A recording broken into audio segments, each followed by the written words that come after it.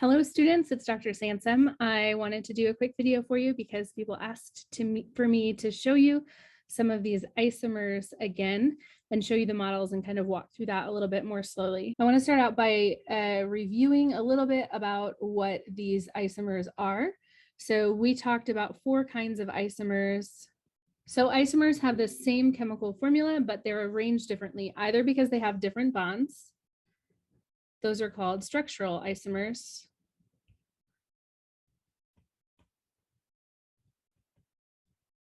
Or because they're just arranged differently in space. Those are called stereoisomers.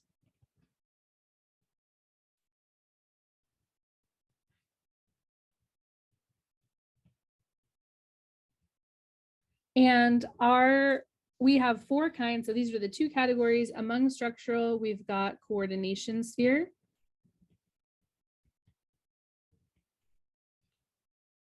And linkage, coordination sphere and linkage isomers. And among stereoisomers, we have geometric, also called cis-trans, and optical.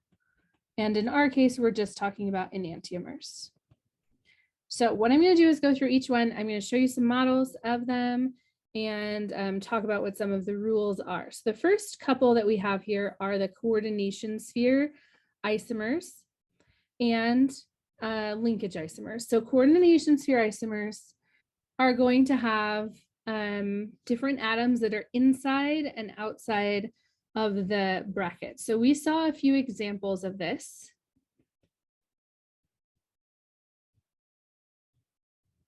This is one example where we have here water that's inside the coordination sphere.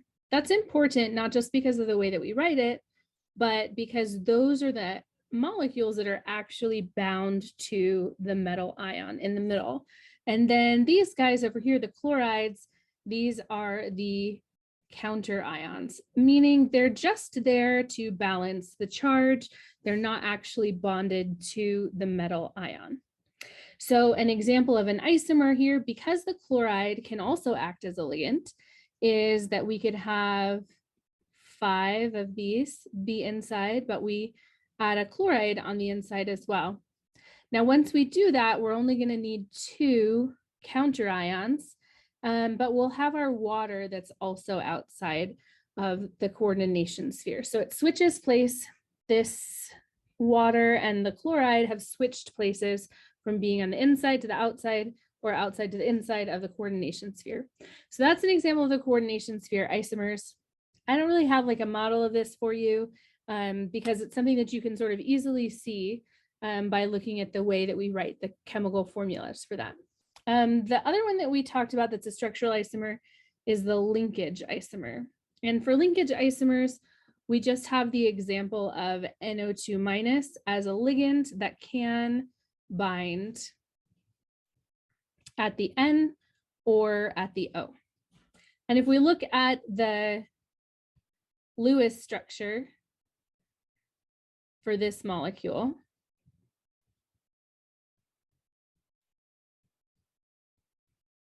this guy has the negative charge.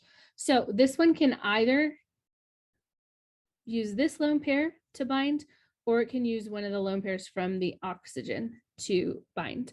So depending on which way it's connected to the metal ion, that would change the isomer and change the properties of that molecule. Okay, now we've got the last few, or the last couple of types, which are better seen with models. So we're going to talk about cis-trans isomers. Those are called geometric isomers. And so I have this model. I'll back up a little bit. This is like a cis isomer. This is a square planar molecule. And it has a cis isomer because these guys are on the same side of the molecule. And these guys are on the same side of the molecule. This one is the trans isomer because they're on opposite sides of the molecule. Pretty easy to see with the square planar because there's only kind of 2 options for how that would work out. If we look at an octahedral one, So this is an example for octahedral of a trans configuration where we've got these four that are the same, but then my yellow ones are on opposite sides of the molecule. And if we wanted a cis configuration where they were adjacent to each other, we would just have to switch these out. And now these are cis to each other within that octahedral conformation. I do want to point out there's one other kind of isomerism that we didn't talk about in class. This is not required for the exam, but I want to just point it out to you in case you're wondering. This is a situation where we've got 2 of one kind and 4 of another kind.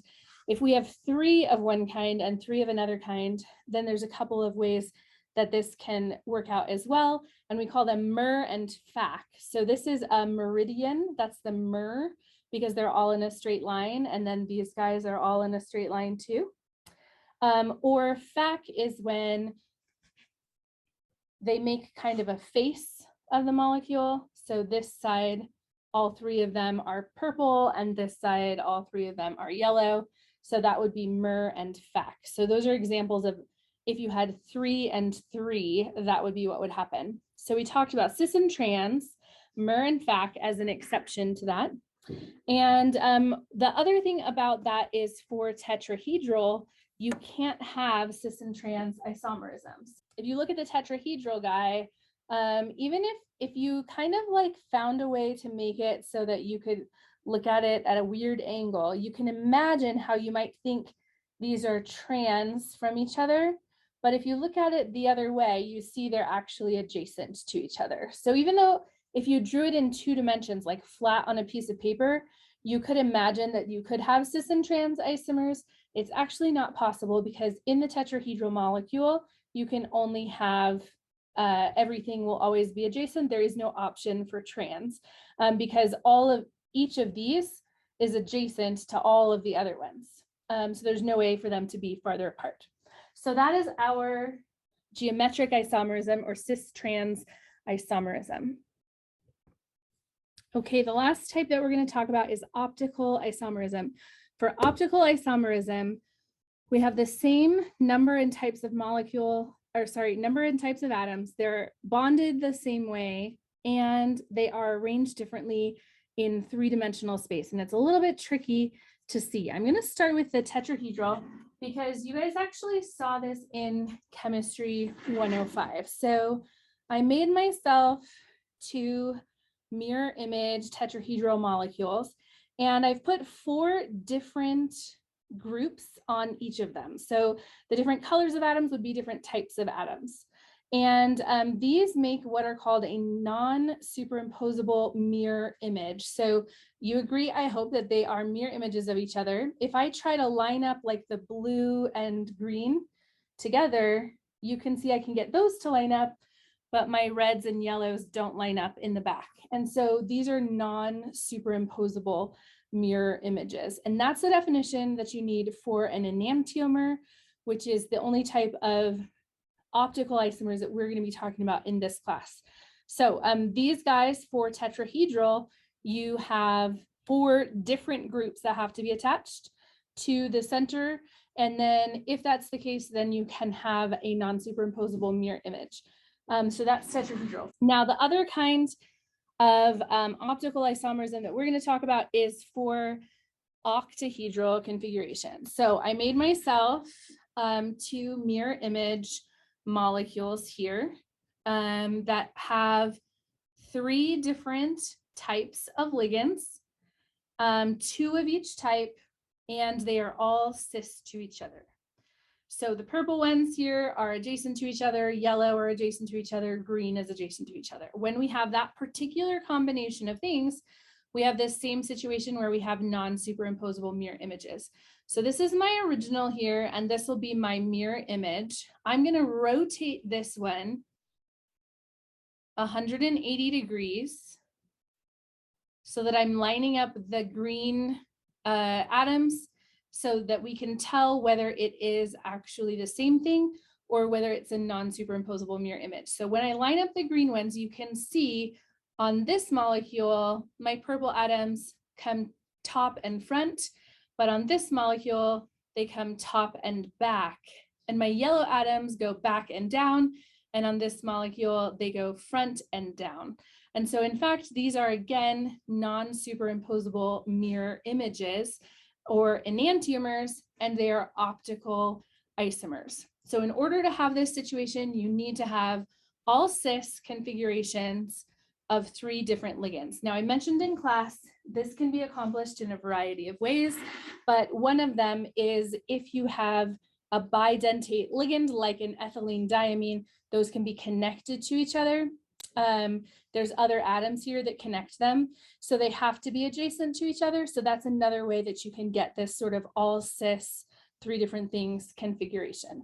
Okay, hopefully that's helpful with the models, and that makes more sense now that you've seen the models. And if you have any questions, let me know. I hope you have a great day.